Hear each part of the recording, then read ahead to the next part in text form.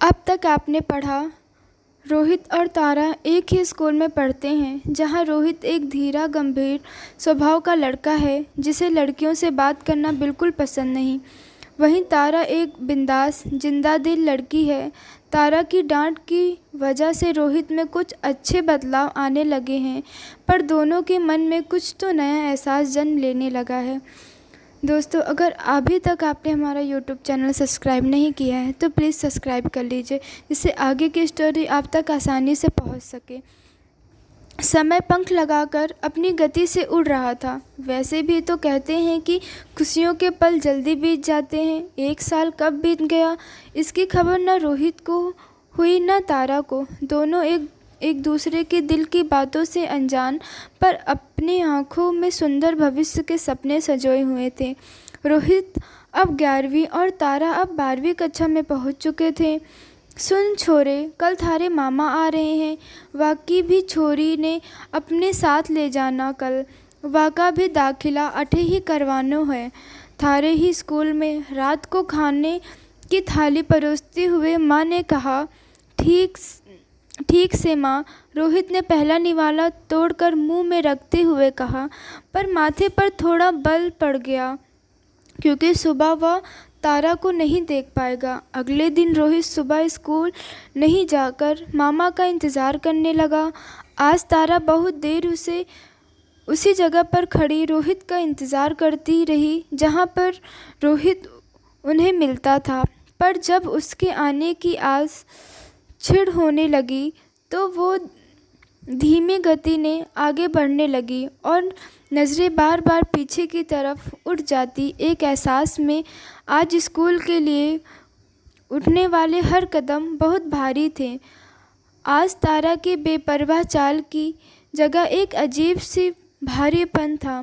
उसकी चाल में आज तो इतनी धीमी चाल थी कि कछुआ भी शर्म की अपनी खोल में छुप जाए। बहुत देर इंतज़ार करने के बाद भी जब रोहित नहीं आया तो उसके चेहरे पर उदासी के बादल घिर आए, जो कि सारा से छुपा ना सकी। क्या हो गया तुझे आज? ये चेहरे पर 12 क्यों बज रहे हैं? उमा उमा, बोल न बोल। आज क्यों नहीं अपने पंख फैलाकर उड़ रही? सारा अपने कंधे से बार बार तारा के कंधे को हल्के हल्के धक्का दे उसे छेड़ रही थी, पर आज तारा को कुछ भी अच्छा नहीं लग रहा था। इंतज़ार अब धीरे धीरे गुस्से में तब्दील हो रहा था। तारा को कोई जवाब नहीं देते देख सारा उछलकर उसके सामने आ गई और उल्टे चलते हुए उसे देखकर गाने लगी, किसका है ये तुमको इंतज़ार, मैं हूँ ना, देख लो इधर भी एक बार, मैं हूँ ना। सारा की नौटंकी देख तारा को भी हंसी आ गई और वो उसको मारने के लिए हाथ उठाया ही था कि वो वापस पलटकर आगे भागने लगी। रुक तू, अभी बताती हूँ किसका इंतज़ार है। बोलते हुए तारा उसके पीछे दौड़ पड़ी। 10 बजे तक मामा अपनी बेटी पुष्पा के साथ आ गए। उषा ने जल्दी जल्दी चाय नाश्ता करवाया दोनों को और उसके बाद रोहित पुष्पा और मामा जी को अपने साथ लेकर स्कूल की तरफ बढ़ गया। हालांकि आज रोहित के मन में भी तारा से ना मिल पाने की उतनी ही बेचैनी थी, पर उपाय कुछ नहीं था। मन ही मन सोचता जाता कि क्या तारा भी उसे ना देख पाने से बेचैन हुई होगी? क्या आज उसने मेरा इंतज़ार किया होगा? पर जवाब उसके पास कुछ भी नहीं था। रास्ते में उसका दोस्त अश्विन भी उसे मिल गया। उसे भी आज कुछ काम था, इसलिए वो भी देर से ही स्कूल जा रहा था। दाखिला कराकर मामा जी तो अपने काम से चले गए, पर रोहित अश्विन के साथ रुक गया और जाते जाते पुष्पा को भी अपने साथ ले जाने का आदेश रोहित को दे दिया। चल, तेरा काम खत्म हो गया तो घर चलें? रोहित ने अश्विन को वापस आया देख उससे पूछा। अकेले वापस जाने से तो अच्छा है कि थोड़ी देर रुक जाते हैं। स्कूल की भी छुट्टी होने वाली है, फिर सबके साथ ही वापस चलेंगे। लौटते समय अपना आज का काम भी मांग लेंगे किसी से। अश्विन ने स्कूल में लगी घड़ी में समय देखते हुए जवाब दिया। चल फिर पुष्पा दीदी को उनकी क्लास दिखा देते हैं, बोलकर रोहित पुष्पा की क्लास की तरफ बढ़ गया। नमस्ते सर, ये मेरी दीदी हैं, आज की स्कूल में दाखिला लिया है। वैसे तो ये कल से आएंगी, पर क्या आज थोड़ी देर ये कक्षा में बैठ सकती हैं? रोहित ने थोड़ा संकुचते हुए पूछा। अच्छा, हाँ हाँ, क्यों नहीं, आओ अंदर आओ। टीचर ने पुष्पा को अंदर आने की इजाज़त दे दी। सर, अभी थोड़ी ही देर में छुट्टी हो जाएगी, तब तक क्या हम लोग भी यहीं आपकी क्लास में बैठ जाएं दीदी के साथ?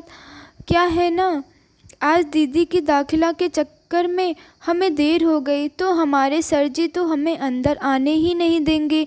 वैसे भी अब छुट्टी होने ही वाली है, तो अब यहीं अगर आप इजाज़त दे दें तो हम भी बैठ जाएं। दांत दिखाते हुए अश्विन ने मौका पाते ही अपने और रोहित के लिए भी इजाज़त मांग ली। टीचर ने भी हंसते हुए अपनी गर्दन हाँ में हिला दी, तो दोनों जल्दी से आकर पीछे वाली बेंच पर बैठ गए।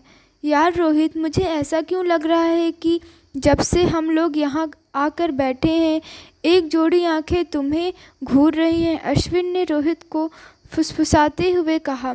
मतलब? रोहित ने आश्चर्य से अश्विन को देखते हुए पूछा। अरे मतलब क्या, वो देख उधर, अपनी सीधे में आखिरी वाली बेंच पर बैठी तारा तुझे ही तब से घूरती जा रही है। तूने उसे भी कुछ कह तो नहीं दिया? अश्विन ने अपनी आंखों से इशारा करके रोहित को उधर देखने को कहा। इस बात से अनजान कि इस क्लास में तारा भी बैठी है। रोहित ने जब पलट कर देखा तो तारा उसे ही देख रही थी। उसे देख जहाँ रोहित के कलेजे में ठंडक उतर गई, वहीं उससे उसकी नज़रों में नाराज़गी भी झलक गई। रोहित के उधर देखते ही तारा ने गुस्से से उस पर से नज़र हटाकर सामने बोर्ड पर देखने लगी। थोड़ी ही देर में स्कूल की छुट्टी हो गई तो सभी बच्चे घर की तरफ निकल पड़े। लौटते समय तारा ने आज रोहित से बात नहीं की, पर नाराज़गी अपनी जगह, पर आज उसके नहीं आने के कारण भी तो जानना था। उसने सारा को कोहनी से मार कर इशारा किया कि वो पूछे उससे। सारा भी कोई मौका कहाँ चूकने वाली थी। उसने भी नहीं में गर्दन हिला दी और आंखों से ही इशारे में कह दिया कि खुद ही पूछ लो। तो तारा ने उसे गुस्से से आंख दिखाकर धमका डाला, तो बेचारी सारा को पूछना ही पड़ा। ओ रोहित सुन, आज सुबह क्यों नहीं आया स्कूल तुम? वो आज मामा सा आए थे दीदी के दाखिला के लिए, उन्हें साथ लेकर आना था, इसलिए देर हो गई। रोहित जवाब तो सारा के प्रश्न का दे रहा था, पर आंखें तारा के चेहरे पर टिकी थी कि अब वो उसे देख और वो उसे क्षमा मांगे। छोड़ ना सारा, क्यों तू भी, हमें क्या, कोई कभी भी आए कभी भी जाए, हम कौन सा इंतज़ार में मरे जा रहे थे। बोलते हुए तारा ने सारा की बाँह पकड़ उसे तेज़ी से खींचते हुए आगे बढ़ गई। तारा की ये बातें रोहित के दिल को छील कर गई। उसे कुछ बर्दाश्त था, पर तारा की ये नाराज़गी नहीं। बेचारा अपना सा मन महसूस कर रह गया, पर अपने स्वभाव के कारण वो उससे कुछ बोल नहीं पाया और तारा को दूर जाते देखता रहा। चल ना भाई, आज क्या यहीं खड़ा रहेगा?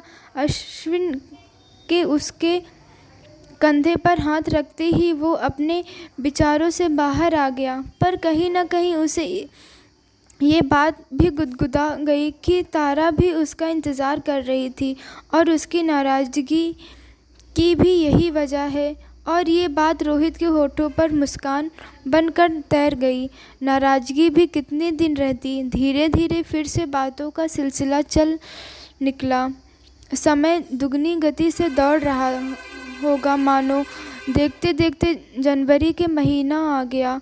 सारे बच्चे स्कूल में होने वाले गणतंत्र दिवस समारोह की तैयारी में लगे थे।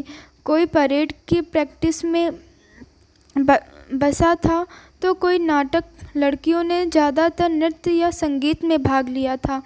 तारा और सारा भी नृत्य की तैयारी में लगी थी।